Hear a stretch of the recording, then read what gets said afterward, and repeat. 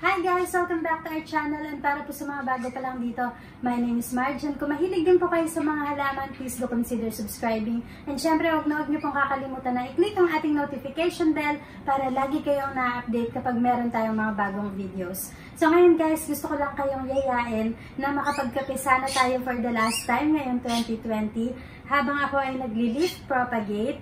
And syempre, ipapakita ko na rin sa inyo yung iba pang ginagawa ko dito sa garden lately. Tara na, timpla na, magkape tayo.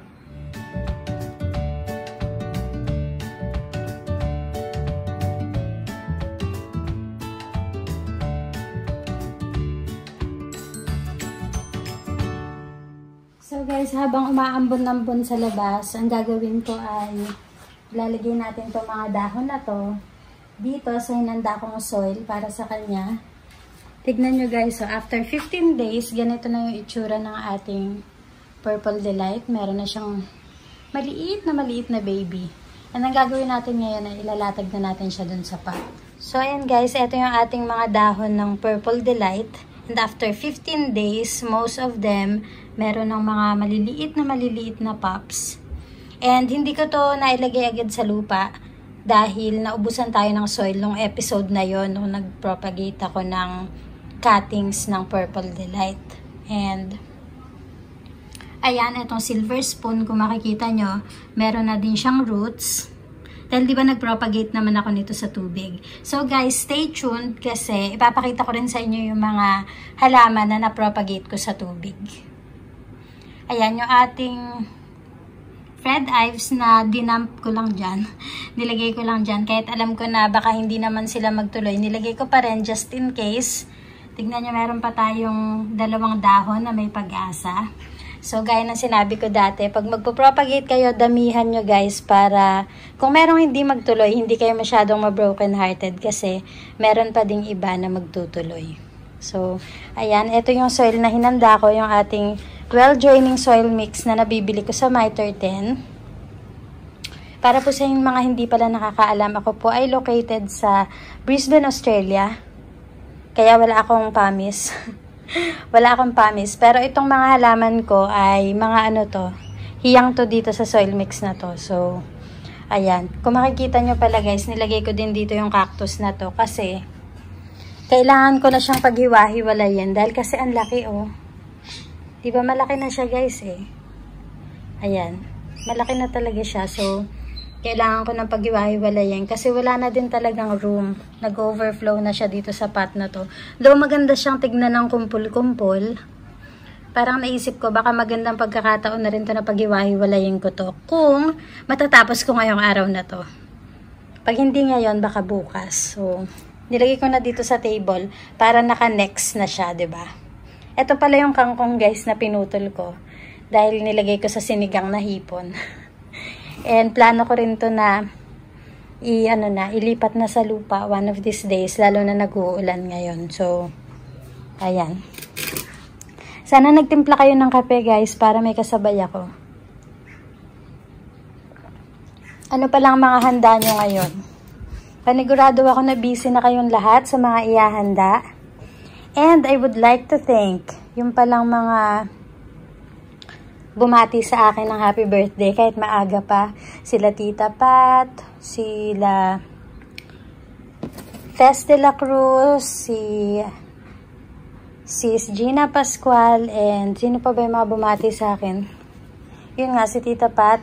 Tita Pat, natanggap ko na pala yung birthday present na pinadala mo sa akin. Nandun na sa hipag ko. And pag hindi na siya busy, kasi very busy ngayon, pag hindi na siya busy, ay ipapadala niya sa akin yun para ma-unbox natin sa isa nating vlog.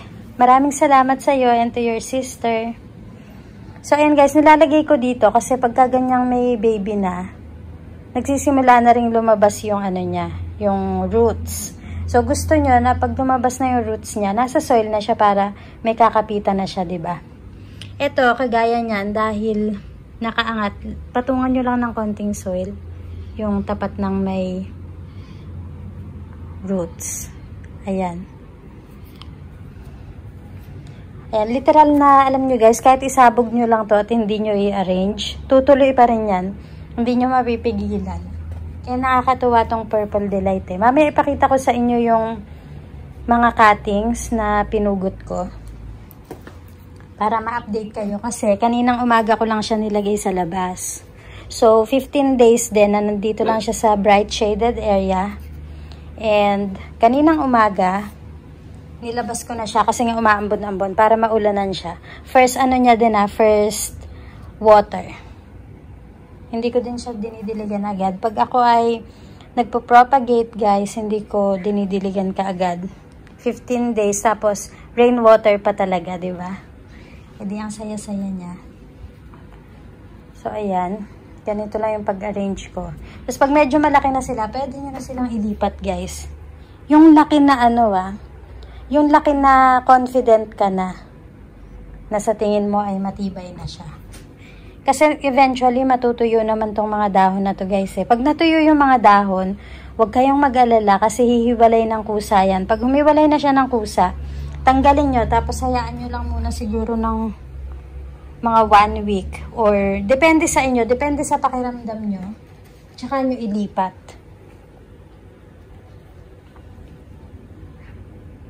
Ayan. Diba guys, ang ganda. Oh, madami pa oh. Madami pa tayo. Ako ay wala ng space. So, I need another pot. Pero mamaya ko na siguro itutuloy. I-update ko na kayo ngayon dun sa mga pinopagate ko sa tubig. So, tara guys. Ipakita ko sa inyo. Pati yung mga gulay pala, ipakita ko sa inyo. Para parang ano na to. Last update of the plants ngayong 2020. So, eto guys. Eto yung mga pinopagate ko nito mga nakaraang araw. Tapos eto, makikita nyo yan sa mga videos na ginawa ko kung kailan ko to pinopagate sa tubig. Siguro mga ganun din. Around the time na nagpropagate ako ng Purple Delight. Kasi parang ito yung magkakasunod na videos eh. So ito yung ating neon photos. Ayan, kita nyo meron na siyang roots na bago. And eto meron tayo ditong kangkong na nilagay ko rin sa tubig. And kung makikita nyo, meron na siyang mga maliliit na dahon na naglalabasan. I know sa Pilipinas, hindi masyadong big deal yung pagtatanim ng kangkong, ganyan o kaya talbos. Pero para sa amin na mga nakatira sa ibang bansa, sobrang laking bagay guys kapag nakapagtanim kami ng mga ganito. Kasi ang mga Asian vegetables, hindi mo naman mabibili sa supermarket dito. Sobrang dalang. Like in the 10 years na nandito ako, isang beses pa lang ako nakakita ng sitaw sa supermarket. So, ayan, may idea na kayo kung gaano kadalang. Ito pala guys, itong bacularis na to. I'm not sure if this is bacularis, pero pamilya to ng snake plants. Kahapon ko lang to nilagay dito sa tubig. Hindi ko nilagyan ng maraming tubig kasi I find na kapag konti lang yung nilagay mong tubig, pag hindi masyadong madami, mas madami yung nagiging roots niya. Parang nai-encourage siya, ganun. Tapos eto, meron pa dito. Nilagyan ko din ng tubig. Tapos eto guys, I'm so happy with this one. Itong ating Monstera adansonii. Ayan, tignan nyo guys kung gaano kadaming roots, oh. Hindi pa din to matagal. Makikita nyo rin to sa ating playlist kung kailan ko to ginawa. Mga ilang weeks pa lang to. Siguro mga around 2 weeks din. And ayan. Tapos ang healthy, oh. Eto guys, itong nasa tuktok na to na 2 dahon. Bago na to kasi nung nilagay ko to sa tubig, naka-fold pa siya. Dito na siya nag-unfurl. Itong 2 na to. Yung light green na nasa ibabaw. So, ayan. Masaya ako sa itsura niya kasi ang healthy. And one of these days, ilalagay ko na din yan sa pot. Dahil bala ko siyang ipang regalo. Ibibigay ko sana yan sa mother-in-law ko kasi wala pa siyang ganito. Dahil kasi ang karamihan ng mga halaman niya galing talaga sa akin. Pag may mga birthday, ganon, yan lagi ang binibigay ko sa kanya mga halaman. So, ayan. Hahanapan ko to ng magandang pot para maibigay ko sa kanya sa birthday niya ngayong January 11. Malapit na, di ba? Pakita ko sa inyo guys pag in-arrange ko yan. So, ayan. Tapos punta naman tayo dun sa kabila para mapakita ko sa inyo yung Purple Delight. Bago pala tayo pumunta sa Purple Delight guys, kung matatandaan nyo, ito yung Echeveria Derex, yung Fred Ives na mga pinopagate ko din. And ayan yung mga rose cabbage. Eto, isa pang Purple Delight. Hindi ko pa sila na ilalabas lahat, pero ilalabas ko tong mga to para maulanan sila. At the moment, parang huminto naman yung ulan. Very light na ambon lang. So, ayan, pakita ko sa inyo yung ating. Ayan. Ito yung mga kakapropagate ko lang. Nilabas ko nga kanina umaga para maulanan. So, ayan guys. So, from 2 pots, madami na tayo ngayong ganito. Gusto ko pa siyang padamihin. Tapos, ano pa ba yung mga pinopagate ko? So, ito guys. Ito pa yung iba kong pinopagate. Ito, hindi ko to pinropagate. Sinilong ko lang to kasi nasobrahan to sa sun nung nakaraan. So, ayan. Chill-chill lang siya dito sa shaded area. And, ayan. Mukhang okay naman siya. Sedum clavatum. Ayan. Tapos, etong baby sun rose. Meron din ako ditong string of dolphins. Tapos, yung ating string of nickels or silver dollar vine nandyan din. Tapos yung kape ko na mukhang malamig na. And ayan, yung kakalagay lang natin sa pot na mga leaves. Ayan, ano din yan, string of dolphins. Ito yung, ang tawag na ito? Graptosedum bronze na kulang sa pagmamahal dahil wala sa init, hindi siya maganda. And ito, kung saan ko lang to nakuha and nilagay ko lang dyan sa pot na yan. So, ayan, meron din ako dito Monstera adansonii and meron din ditong pothos. Tapos eto, nangangailangan na talaga to ng haircut guys. Bad hair day na talaga siya. And I need to cut the hair soon. Ayan, ang haba na ng buhok niya. At yung tatanggalin natin dyan ay itatanim naman natin ulit. So, ayan lang naman yung mga nandito. Ito pa pala, bear paws. Sana magtuloy siya kasi first time ko din na nag-propagate nito. And, ayan. Ito from leaves yan. Panda plant from leaves. And guys, nakita nyo yung mga leaves na pinanggalingan niya. Talagang andyan pa pala. Bunutin na natin. Ayan. Dito siya nanggaling. And, tignan nyo kung gano'n na siya kadami. 2 leaves lang yata ito. Ayan o, isa pa. Ayan, ang daming nakuha sa 2 dahon. Ay, 3 pala. Ayan, meron pa isa yun. Humihiwalay na lang siya guys kapag natuyo na yung dahon. So, ayan. Eto, binabala ko din to na alisin baka sa ibang araw. Ililipat ko to ng hanging basket. Tapos, gagamitin ko tong lalagyan niya para sa ibang indoor plants. Ayan. Ito yung ating Black Knight. Tapos ito, natatandaan nyo ba yung dating ginawa kong replant and refresh? Matagal na yun guys. Oh my gosh.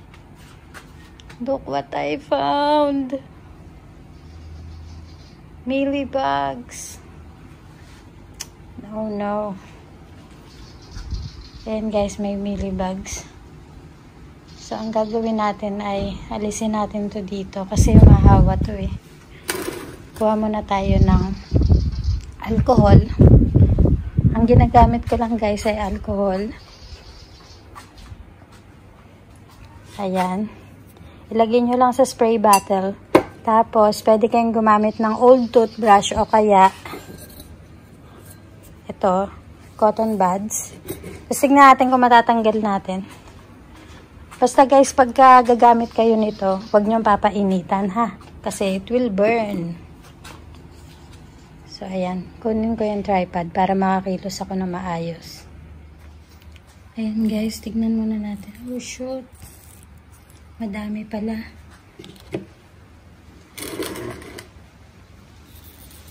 Ayan guys, ang ginagawa ko sa ganito, kapag madami talaga yung mga mealybugs, ang ginagawa ko, tinatanggal ko na yung soil, tapos tinatapon ko yung soil mismo para hindi na siya kumalat sa garden. Etong case na to, dapat talaga i-deconstruct ko to sa mga susunod na araw kasi kung makikita nyo, talagang lumaki na talaga yung mga mga succulent niya. And it needs more room, so kailangan ko na talaga silang ilipat.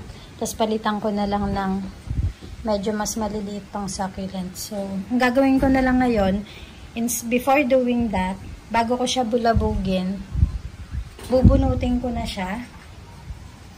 And then, yung campfire na yan, lilinisin natin sa ibang lugar na. So, bubunutin ko na siya dyan, aalisin ko na siya dyan, para hindi na mayugyog at kumalat pa sa iba-ibang parts.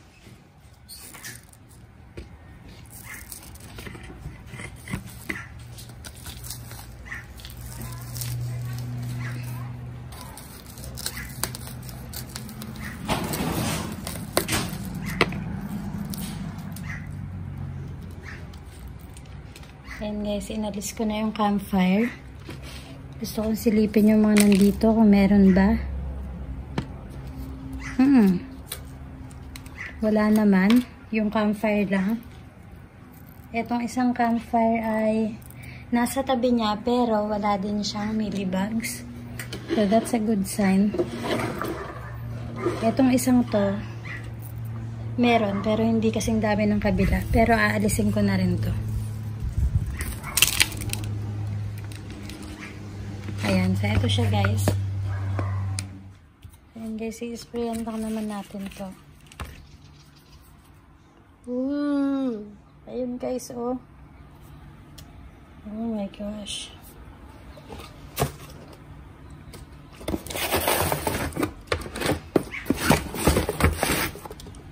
Ano ko dito sa karton kasi para hindi sumama dito yung mealybugs. Ayan, dyan guys. Sprayan ko.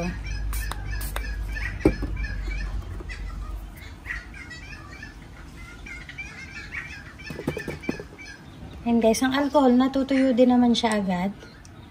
Pero, tandaan nyo lang na kapag nag-spray kayong ganito, huwag nyong papainitan. Kasi it can burn the plant.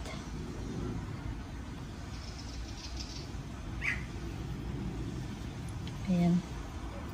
Buti na lang hindi pa naman to overly affected. Ayan. I-sprayan ko to hanggang sa mawala na yan.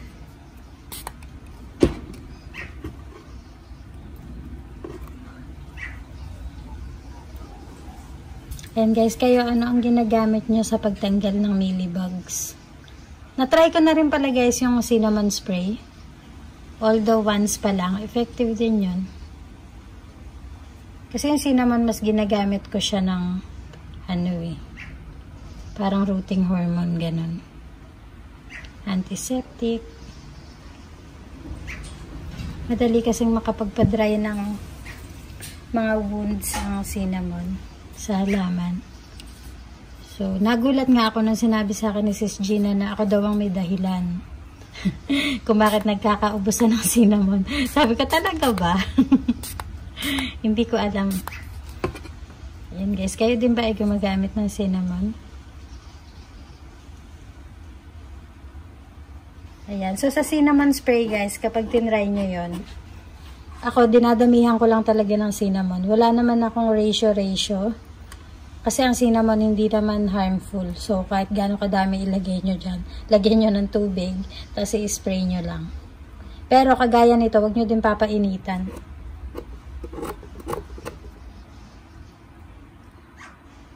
Ayan. Pero pag mealybugs talaga, mas more ako sa alcohol. Yung cinnamon ay isa lang alternative kung wala kayong madaming alcohol. Kasi alam naman natin na kailangan natin ng alcohol sa panahon ngayon. So, ayan guys. Ito malinis na to. Wala na siyang mealybugs. Ayan, and then i-check ko na naman to bukas kung okay pa ba siya. Ayan, kung makikita nyo, basa pa siya ng alcohol. It will dry kasi ang alcohol naman mabilis diba? Matuyo. Kahit ilagay nyo sa skin nyo, diba, natutuyo agad. Ito, konti lang to. Pero, i-sprayan pa din natin.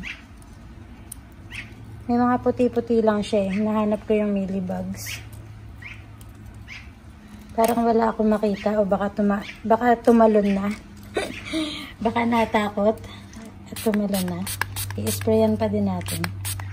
Yung mga may puti-puti ay dadaanan ko pa rin ng cotton buds. Ayan.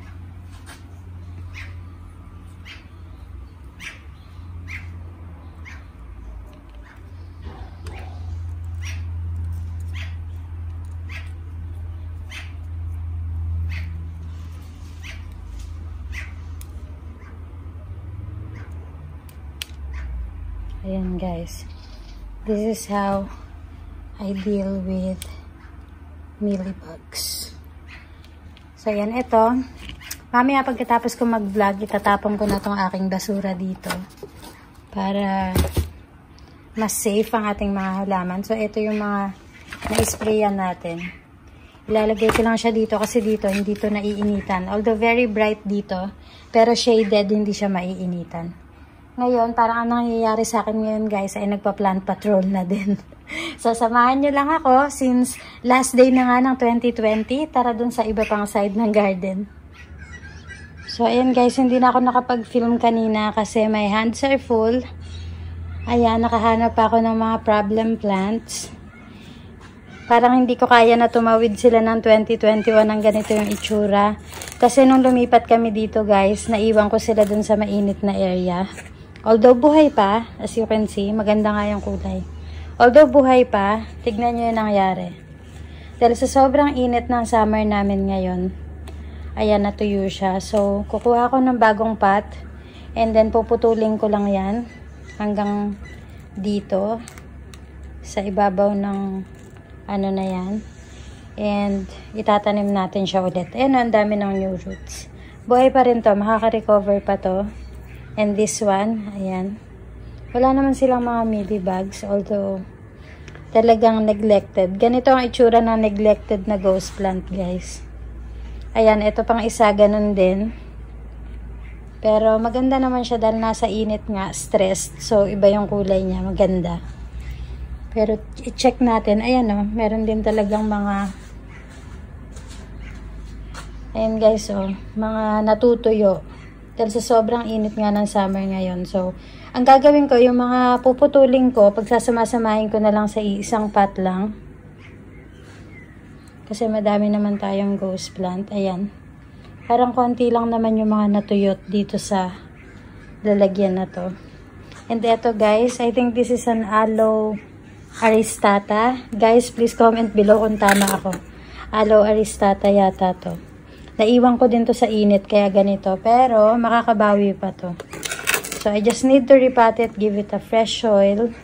Fresh na soil.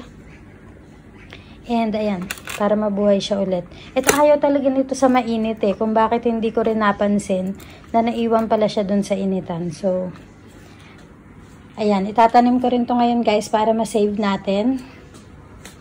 And, dyan lang kayo. So, ayan guys, I'm going to cut this ghost plants. Ito guys, so tignan nyo, yung sinasabi ko. Gagawin ko, sasagadin ko siya dyan. Wait lang. Sagadin natin. Ayan. Tapos, ito, tatanggalin ko na lang tong bottom leaves na to.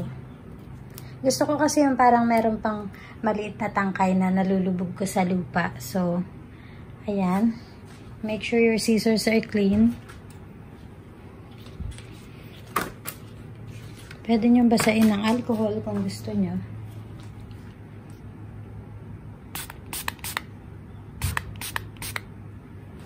Ayan. Tapos punasan ng mabilis.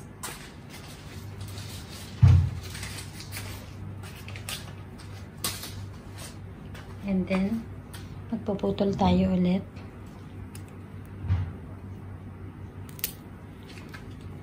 Then guys, tatanggalin ko lang yung bottom leaves ulit. Hindi ko na to ipopropagate kasi sobrang ano na niya, ang tawag nito. Sobrang manipis na siya. Hindi na siya ganun ka-healthy. So, hindi ko na yan ipopropagate. Mamaya ipakita ko pa sa inyo iba ko pang ghost plant kasi medyo madami na akong ghost plant. Pero, hindi naman natin pwedeng iwanan na lang to ng ganun na lang, diba? Ito hindi masyadong tuyo pero puputulin ko na rin. Para magkakasama sila. Walang iwanan, 'di ba? So, ayan. Ilalagay ko lang dyan. Tapos, ilalagay ko lang sila sa isang pot. Ouch! Natusok ako ng cactus, guys. Ayan. So, eto. Meron pa ditong ayan. Eto yung tuyo na part, guys. Puputulin ko dyan. Dito. Sasama natin to ulit dun sa gagawin nating pot. Pati itong isang to.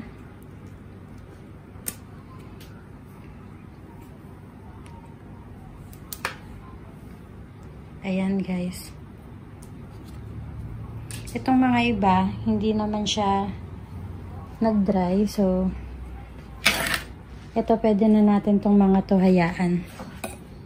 Pag nakakita ko ng mas malaking pot, ililipat ko siguro para mapalitan ko din yung soil. Pero maganda siya, diba? Madumi lang pero maganda yung mga ghost plant na nakatanim sa kanya. So, itatabi ko muna yan. At ito na yung pot na nilagyan ko ng soil. Kukuha lang ako ng lalagyan ng ating cinnamon. Ito guys, you have a choice. You can let it air dry for a week or so. Depende sa inyo kung kailan nyo gustong itanim. Kasi hindi naman ito mamamatay guys. Ang mangyayari lang nito, pag hinayaan nyo siyang naka-air dry, magsisil lang yung ganito niya. Tapos tutubuan siya ng roots, pero hindi siya mamamatay. So, it's up to you kung kailan mo gustong itanim. Pero ito, itatanim ko na to agad, guys. Itatanim ko na siya agad. And then, going to use cinnamon. Lagi ako may cinnamon sa garden, guys. Ayan. Itataktak ko lang siya dito kasi paubos na eh. So, tinaktak ko na dyan. Tapos, ididip lang natin. Ayan. Itong cinnamon guys, maganda rin to kasi yung dati naming tinitiran. Kaya din na-discover ko tong cinnamon. Malanggam kami doon. So, ang ginagawa ko, dahil malanggam kami, ini-sprinkle ko yung cinnamon sa mga pots para hindi puntahan ng langgam. Kasi ayaw ng langgam ng cinnamon. Tapos, maganda din siyang rooting agent dahil meron siyang antiseptic properties. So, ayan. I-dip nyo lang na ganyan. Tapos, pwede nyo na siyang itanim na ganyan. So, it won't hurt kung may mga ganito kayo sa garden, guys. Mas gusto ko yung ganito kaysa sa mga chemicals. Ako talagang ang nagagamit ko lang sa garden ay cinnamon at alcohol. Yan ang dalawa na yan. Ayan. Tapos, eto guys, huwag nyo munang didiligan or huwag nyo hahayaang mabasa. Dito lang natin siya ilalagay sa patio kung saan very bright pero shaded. Tapos, didiligan natin to after mga 2 weeks. Ganun. Yung Purple Delight ko, diba, 15 days bago ko pinaulanan. So, ayan. Parang uneven. Uneven, no? Kailangan ko pa ng isa. Sige, puputol na ako ng isa pa para 6. So, ayan, pumutol na ako ng isa pa. Maganda yung may mga ganito, guys, kasi pagka nakaisip kayong gumawa ng projects, mga gano'n, mas maganda pag marami kayong pagkukunan ng succulents. Ayan, guys. Diba? Tapos, etong aloe aristata. Guys, if I'm wrong, comment below kung ano ang ID nito. Pero sa pagkakaalala ko, ano yata to? Aloe aristata. So, what I'm going to do with this one is I'll just pull it out. Konti lang naman ang soil net eh. Ayun, marami siyang pops, oh. So, it's a good time to propagate na din from the offsets. And guys, yung mga ways ng pagpaparami, ha, parang nakita nyo lahat sa video na to, no? I had the leaves, tapos yung, ayan, cuttings. Tapos ngayon, ito, offsets. Tinatanggal ko na yung mga yellow na dahon, guys. Para walang ma-waste na energy yung plant kasi, diba, pag may mga ganyan, dinadaluyan pa rin ang energy nila yan. Kung aalisin na natin, di makakafocus sila sa mga dapat nilang pagtuunan talaga ng pansin, which is growth para gumanda siya ulit. So, ayan, nilinis na rin natin. May pag-asa pa to. Sobrang dami pang pag-asa. Mabubuhay pa to, guys. Buti na lang, nakita ko rin siya at the right time. Ngayon lang kasi nag-land patrol nga ako. Buti nakita ko agad kasi pwede itong masobrahan eh. Pag nasobrahan to, nanilaw na to lahat, wala na. Buti na lang yung gitna green pa din. So, I'm going to remove the bottom parts.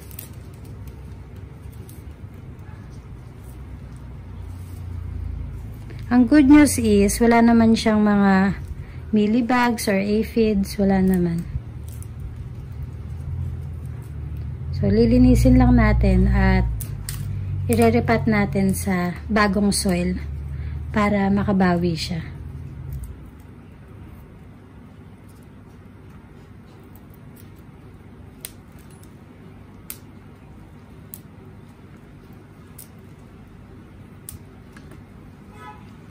So, ayan siya, guys.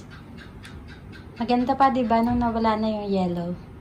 So, itatanim na natin to ngayon. So, I'm going to get rid of this and tanim tayo ulit.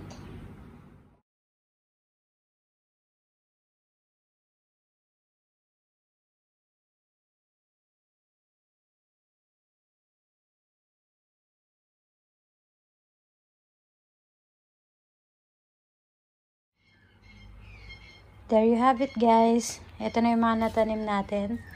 Itong ghost plant, tapos itong aloe aristata. Kung mapapansin nyo pala, nilagyan ko to ng cinnamon kasi sobrang dami kong leaves na kinuha dito. So, to help it heal at para hindi na rin masayang yung nilagay ko dito na cinnamon, nilagay ko na dun lahat to help it heal. Kasi sigurado na may na-damage tayong mga roots. So, ayan, it will help it heal. Ito yung mga baby niya. Sana ay magtuloy sila. Although ito meron parang may yellow. Tanggalin natin. Ayan. Sana magtuloy-tuloy pa tong mga to. And ayan, na-solve natin yung problema natin sa mga nag-dry out na roots. And ayan, ito naman ang masakit na kasunod. Malaki na siya, guys, eh. Kung mapapansin nyo, tignan nyo yung ano na to. Ayan ang size reference. Tignan nyo kung gano'n na to kalaki. So, ito ay 1, 2, 3, 4, 5 na pops. Sa likod niya ay wala naman. So, ayan. Gusto kong it's either ire-repat ko siya ng isa-isa or siguro ilalagay ko na lang sa mas malaking lalagyan. Kasi sa totoo lang, natutuwa din ako na kumpul-kumpul sila. So, kung makakita ko na mas malaking pot, mas maganda. So, ayan guys, ito ay take 3 na. Dahil sa palagay ko, meron akong kapitbahay na sinisilip ako from the other side of the fence. Pero bahala na para maitawid na to, no? Maraming salamat for joining me today. And masaya ako guys na nabigyan natin ng bagong buhay yung aking mga sad plants na hindi lilipat ang taon na gano'n ang itsura nila. I'm very happy na natapos ko yan ngayon. And sana po, if you did enjoy this video, please give it a thumbs up. And syempre, huwag niyo kalimutan na i-share din po ito sa mga kaibigan nyo na mahilig sa mga halaman. At bisitahin nyo rin po yung iba pa nating mga videos. Guys, again, gusto ko kayong batiin ng Happy New Year. Sana ay maging masagana ang inyong 2021. Sana mawala na yung ating COVID, ano, meron pa daw second wave. So, please guys, please do stay safe and be careful, lalo na sa mga paglabas-labas ninyo. Alam nyo na yan. And yeah, please don't forget to subscribe and I'll see you next time. I'll see you next year. Bye!